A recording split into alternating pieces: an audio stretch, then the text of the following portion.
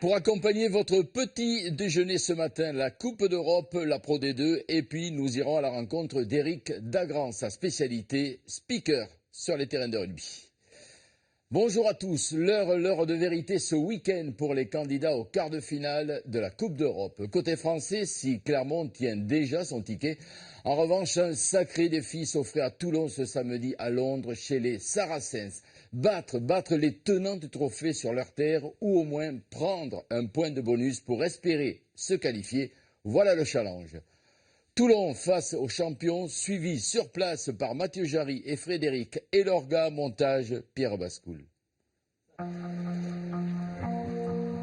L'hiver est rude pour les Toulonnais, mais l'espoir d'un quart de finale au printemps n'est pas mort. Au matin de la rencontre, mise en jambe sur le parking de l'hôtel, objectif du jour, mettre fin à la série des Saracens en Coupe d'Europe, 21 mois et 14 matchs sans défaite. Ils sont champions d'Europe en titre et ils sont en pleine confiance en ce moment. J'ai déjà coaché contre eux quelques fois, y compris à l'Allianz Park. Richard Cockerill et moi connaissons les Saracens par cœur. C'est une équipe très difficile à jouer. Les clubs anglais réussissent plutôt bien aux Toulonnais. 16 victoires lors des 19 dernières confrontations avec des pensionnaires de première chip, encourageant pour les supporters du RCT, tout comme l'attitude des joueurs. Très concentrés, c'est la première fois que je les vois comme ça. Apparemment, ils vont tout donner aujourd'hui, tout donner. Ils sont bien motivés, de toute façon, ils n'ont pas de droit à l'erreur. Hein. Si on veut continuer l'aventure, il va falloir qu'ils soient présents aujourd'hui. Petite nouveauté, les Varois découvrent l'enceinte rénovée des champions d'Angleterre, l'Allianz Park et son gazon 100% synthétique, détail vite éclipsé par l'enjeu du match. Les Saracens, ils jouent un quart à la maison, mais nous, si on perd à 0 points, on est éliminé. Ils ne seront pas éliminés, donc qui a le droit d'avoir plus envie que nous aujourd'hui? Voilà, on a suffisamment d'expérience dans le groupe, on a suffisamment de grands joueurs pour espérer être encore en vie dans 80 minutes. Voilà, on veut juste être encore en vie, quoi. Et pour rester en vie, malgré le soutien de 10 000 supporters des Saris, les Toulonnais mettent les ingrédients.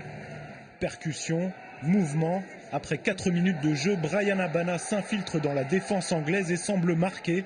Mais l'arbitre refuse l'essai et sanctionne le roulé-boulé du Sud-Africain. Le RCT insiste. 3 minutes plus tard, l'essai paraît offert à Joshua Tuisova au large. Mais l'ailier fidjien échappe le ballon juste avant d'aplatir. On tient le ballon très bien pendant 20 minutes. On a 2 grosses occasions de marquer les essais et on les rate. Et après, c'est plus compliqué. On sait que les Saracens sont habitués à mener au score. Et les Saracens sont fidèles à leurs habitudes, bien aidés par Dwayne Vermeulen. Le 3e ligne du RCT est exclu 10 minutes pour une manchette sur Tompkins. Manchette qui offre 3 points à Owen Farrell. Les Saracens ouvrent le score. À 14 contre 15 jusqu'à la mi-temps, les Toulonnais défendent avec acharnement. Manonou et Alf Penny stoppent Marcelo Bosch juste devant leur ligne d'en-but. Malgré le rythme et l'intensité du match, les défenses prennent le pas, 3-0 à la pause. Pour l'instant, on était dans les clous. Dans l'organisation, ce qu'on avait projeté de faire, c'était positif. Il fallait être précis sur les détails et régler les petits soucis qu'on a eu sur 2 ou 3 ballons. Mais les affaires toulonnaises se corsent à l'heure de jeu. Tompkins perd fort. Le ballon ressort sur Chris Ashton. L'ailier toulonnais la saison prochaine échappe au plaquage de Nonou et Guito et complique la tâche de ses futurs coéquipiers. Le RCT s'accroche et obtient une pénalité sur une mêlée. Malgré la distance, Lee Alfpenny convertit et ramène les siens dans le bonus défensif, 10-3. On savait qu'on devait être fort en défense aujourd'hui. On a réussi malgré des moments difficiles et on a attendu notre chance. Même qualifiés, les Saracens se verraient bien éliminer le RCT et sont proches d'inscrire un 2e essai. Il faut le retour de Pélissier pour empêcher Maitland d'aplatir. Dans les derniers instants, Toulon campe dans les 22 mètres anglais. Matt Guiteau est repoussé par Rhodes. Le score en restera là, 10-3. Et on va chercher ce petit point défensif, alors qu'on a eu peut-être 4 occasions de marquer. Donc c'est bien, mais je ne sais pas de quoi l'avenir sera fait. Mais quand on a envie, je pense qu'on est dangereux.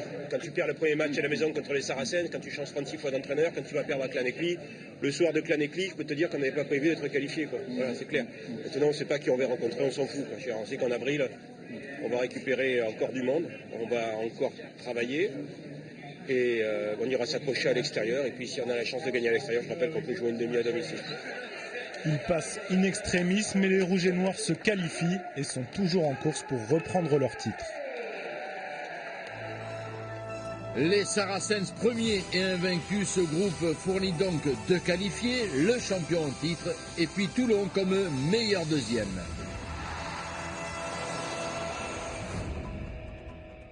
La suite de cette dernière journée européenne. Plus d'espoir pour le Racing 92 et Castres. Par contre, Clermont, premier de son groupe et déjà qualifié, se devait d'assurer son quart de finale à domicile en recevant Exeter. Quant à Montpellier, humilié 8 jours plus tôt à Dublin, Montpellier gardait une mince chance de qualification à condition de s'imposer avec le bonus face aux Anglais de Northampton. Les images de cette 6e journée mise en forme ce matin par David Grinfant.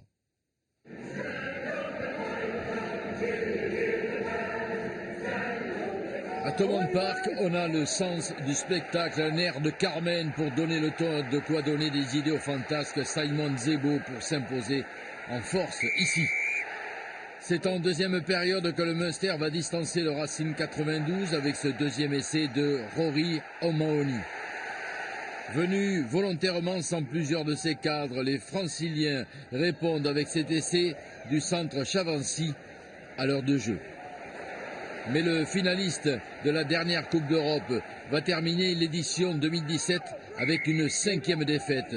3e essai irlandais pour Ian Kitley. Ainsi le Racing s'incline 22-10. Comme d'habitude, le Munster poursuit sa route en Coupe d'Europe. La générosité des Anglais de Leicester offre un ticket de meilleur deuxième à Glasgow. Premier le Munster, suivi donc par les Écossais. Il y a du Jonah Lomu sur cet essai de Nadolo. La surpuissance de l'ailier fidjien renverse toute la défense de Northampton et relance Montpellier. En effet, face aux Saints, venus sans Louis Picamol, Montpellier peine toute la première mi-temps. Avantage à Northampton 10-7 et c'est donc Nadolo qui sonne la révolte. Toute la rage du Fidjien, les Héroltais n'ont plus qu'à suivre leur locomotive. À l'heure de jeu, Jack Duplessis inscrit le 3e des Héroltais. Mais c'est bien sûr Nadolo qui offre à Montpellier un succès bonifié vital avec ce 4e essai. Une victoire 26-17 le vendredi, mais l'espoir de qualification s'envolera le samedi malgré Mister Nadolo.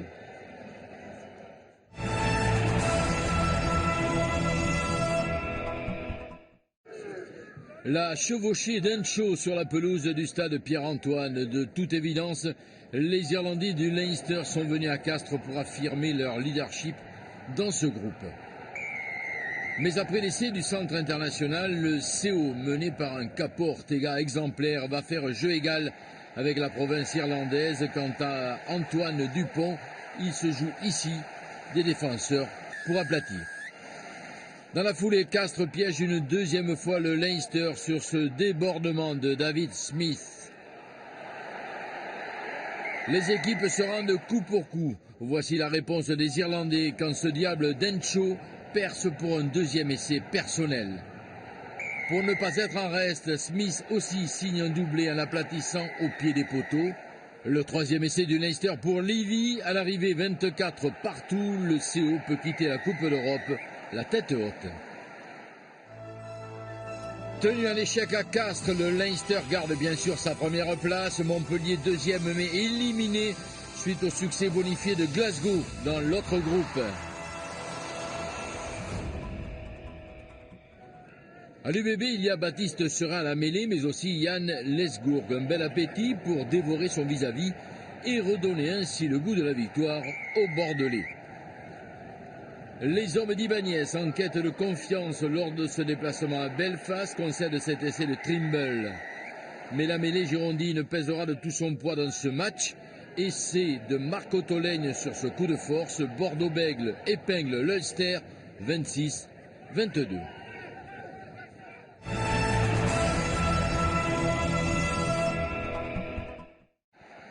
Maître de son destin, Clermont règle le compte des Anglais d'Exeter en une mi-temps. Dès la 3e minute, Benjamin Kaiser hérite de ce ballon pour le premier essai.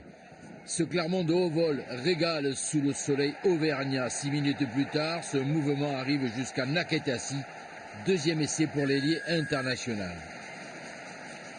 Et Clermont continue sur le même rythme. Un 3e essai de pénalité, puis passé la demi-heure de jeu, c'est Wesley Fofana qui force la porte anglaise pour l'essai du bonus offensif. Les Clermontois brillent pour s'imposer 48-26. Mais la blessure de Fofana sur cette action qui amène l'essai ici d'Amendanon noircira l'après-midi auvergnate. La tuile en effet pour le centre international. Victime d'une rupture du tendon d'Achille, Fofana est d'ores et déjà forfait pour le tournoi Destination. Clermont sans trembler, l'UBB pour l'honneur, les Clermontois premiers et numéro 1 de tous les 8 qualifiés.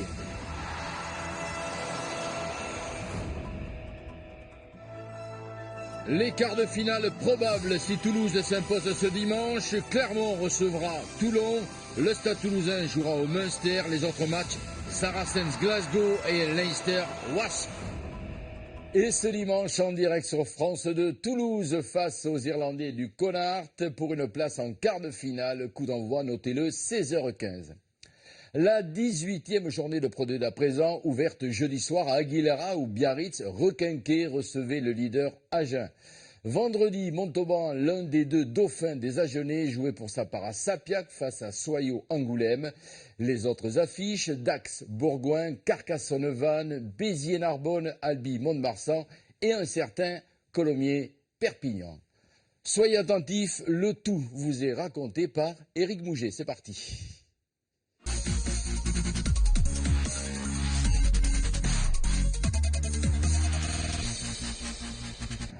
Hormis un match nul 9 partout en 2011, Agen ne s'est pas imposé à Aguilera depuis 15 ans. Quand Soqueta est décidé, personne ne peut l'arrêter. Le Fidjian emporte avec lui les Agenais dans l'en-but. Bis repetita, toujours Soqueta à la manœuvre. La machine fidjienne fait les siennes, 20-3. Puis la révolte agenaise se met à l'heure. Abadi joue vite, s'engouffre, affûte et marque 20-10. 82e, après une énième tentative, une mêlée qui tourne. L'essai de pénalité est accordé par M. Blasco-Baquet au Suaviste. Agen perd 20-17 à Biarritz, mais avec le bonus défensif.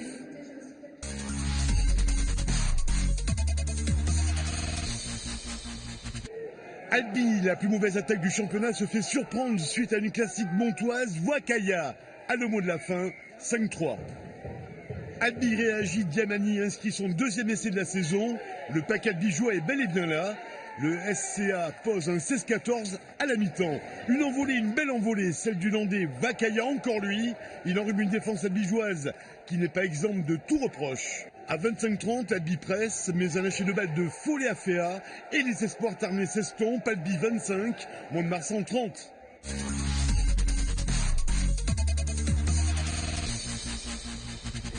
Une rencontre de voisinage au stade de la Méditerranée et le vent du large va souffler sur les Narbonnais. Une passe sautée et Gmir n'a plus qu'à aplatir en coin. La réaction des garçons de Christian Labitte. Monroe se fait contrer. Géorgie a les bras longs et surtout des cuisses pour finir au pied son action de l'embut au doigt. Béziers domine dans tous les compartiments, 5 essais à se mettre sous la dent, dont celui-ci encore une attaque classique avec l'intenable Gmir. Béziers 39, Narbonne 10.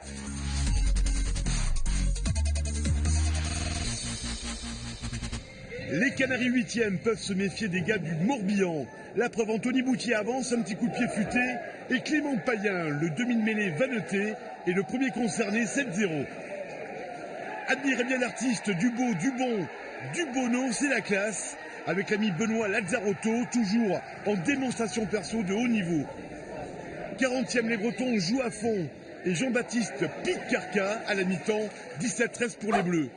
La Cité se redonne des couleurs avec 2 essais, dont celui-ci de François Tissot en costaud, Carca 29, Van 27.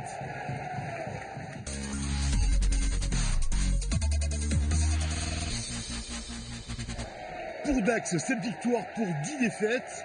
Bourgoin, 3 victoires, 1 nul, 13 défaites. Dax mène 16-9 à la pause. Arnaud Pic donne du lest hollandais, 21-9. Jérôme Ray, le pilier berganien, passe la ligne d'Aquoise. Le CSBJ revient à 27-22. Suite à un match très disputé, Nicolas Cachet fait foi de la victoire d'Aquoise, 30-22.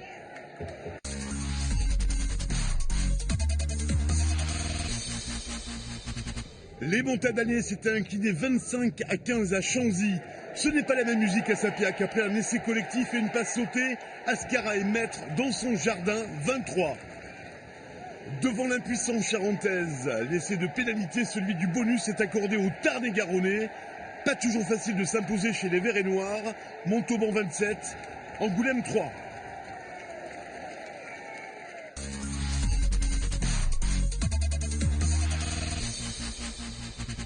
Face à des Columérins revanchards, l'USAP doit bien jouer la sardane. Mais d'entrée, Sebedigo s'infiltre dans l'embut, Sanguéor, en Cador. Réaction catalane, c'est bien vite joué sous la barbe bleue de l'USC. Et Cochard se glisse entre les poteaux, 17. Un essai de pénalité de l'USAP, une pénalité de Ramos. Et Colomiers passe devant à la mi-temps, 19-17. Le capitaine Aurélien Bécaud a le dernier mot. Colomiers n'a rien laissé passer. Victoire des hommes de l'ex-USAPiste Bernard Gouta, 32-20. Biarritz reprend du peps face à Agen. L'unique victoire à l'extérieur des Montois chez les Albigeois, 30-25. Le derby à l'avantage des Biterrois. Carca a transpiré devant de courageux Bretons. Colomiers assure à Bendichou. Cet après-midi, Aurillac reçoit Oyonnax. Au classement, Montauban reprend la tête de la Pro D2. Les Columérins 3e avec 49 points se sentent bien. La 6e place pour la Cité audoise. De quoi donner le sourire au président Fred Calamel. En milieu de tableau, on serre des coudes et les points sont serrés. Van, Albi, Bourgoin clôture cette 18e journée. Si vous avez assisté à une étape de la tournée du beach rugby, ou si encore vous êtes des fidèles de Colombes, vous connaissez forcément la voix d'Éric Dagrand. Aujourd'hui, vous allez découvrir le visage du speaker tout-terrain des stades de rugby. Son rôle, faire vivre l'événement. Regardez, du sable à la pelouse, Mathieu Jarry et Xavier Marchand l'ont suivi au cœur de l'action, montage Paul Sicard. Pour beaucoup de spectateurs, il n'est souvent qu'une silhouette et une voix. Une voix qui accueille, informe, anime, encourage. Non, mais c'est tombé avant-hier. Dans un rugby professionnalisé devenu sport-spectacle, le speaker joue un rôle de maître de cérémonie non négligeable. Les jours de match à Colombes, le travail d'Éric Dagrand commence au moins 4 heures avant le coup d'envoi. Et c'est un travail en équipe, fait de répétitions et d'ajustements. Remplaçant la Combe, à Fatia, ça sera Wisniewski. C'est en 2 temps. On fait le déroulé avec l'équipe pour qu'eux puissent caler leur travail aussi par rapport au pub, par rapport aux musiques, la puissance des sons et mes interventions. Et puis ensuite, on voit pour ce qui est du micro et du son, parce qu'avec les télévisions, parfois ça coupe. Donc on fait des essais, comme en animation également à la mi-temps. L'idée, c'est que ça ne coupe pas quand je vais être sur la pelouse. Est-ce que tu m'entends ? Derniers essais sur la pelouse avant un match de top 14 entre le Racing et Grenoble. Si pour beaucoup, il n'est qu'une voix, les supporters les plus fervents le connaissent bien. J'avais froid, mais quand je vous embrasse, t'as plus chaud. Putain, je prends même du plaisir. C'est jovial et il est très très entraînant en fait. Donc ce qui fait qu'il entraîne beaucoup les supporters. Et ça c'est super dans un stade, ça fait du bien. Alors, très chaleureux, jovial, enjoué, c'est un régal de l'avoir au stade. Toujours plaisant, toujours un petit mot sympa. Voilà. Le travail du speaker se fait en équipe pour la partie technique, mais aussi pendant les rencontres. Eric est assisté par son souffleur qui veille à ce qu'il ne se trompe pas dans ses annonces. Je lui montre les changements de joueurs, voilà, j'interviens sur cette base-là.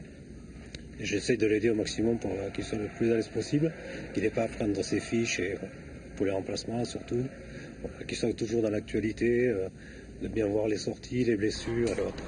Allez, mesdames, messieurs, voici donc la grande finition des deux équipes. S'il officie en top 14 avec le Racing, la saison d'Éric Dagrand passe aussi par différents types d'événements rugby. Les finales universitaires à 7 à Vannes ou encore le Beach Rugby Tour de la FFR. Pour la dernière étape à Quiberon cet été, nous le croisons en short et claquettes. Un moment où le speaker s'autorise davantage de fantaisie. Dans certaines limites. Le surnombre, et il va être pris, et c'est laissé. On n'a pas envie que ce soit galvaudé. La Fédé fait un événement comme ça pour qu'il soit bien cadré. L'idée, c'est donc d'être en phase avec la volonté de la Fédération française de rugby. Après, il est évident que moi, dans ma manière d'animer, je ne suis pas comme avec l'équipe de France ou en club, où il y a plus de rigueur. Là, c'est effectivement un peu plus fun. Du fun, il en est moins question pour le test match de l'équipe de France contre les Samoa en novembre au Stadium de Toulouse. Moins de fun et un peu plus de pression, rencontre internationale oblige. La pression, je l'ai en amont, je l'ai jusqu'à ma première intervention, mais après je suis totalement impliqué dans ce que je fais et puis c'est avant tout du plaisir. J'aime vraiment ça. C'est extrêmement jubilatoire. Puis j'adore les stades, j'adore quand les stades chantent. Stand up for the national anthem, then first of all, the anthem of Samoa. Mesdames et messieurs, merci de vous lever pour les hymnes nationaux interprétés par le 15 du Pacifique. En l'honneur de l'équipe des Samoa, Fuaole Saulo Toga.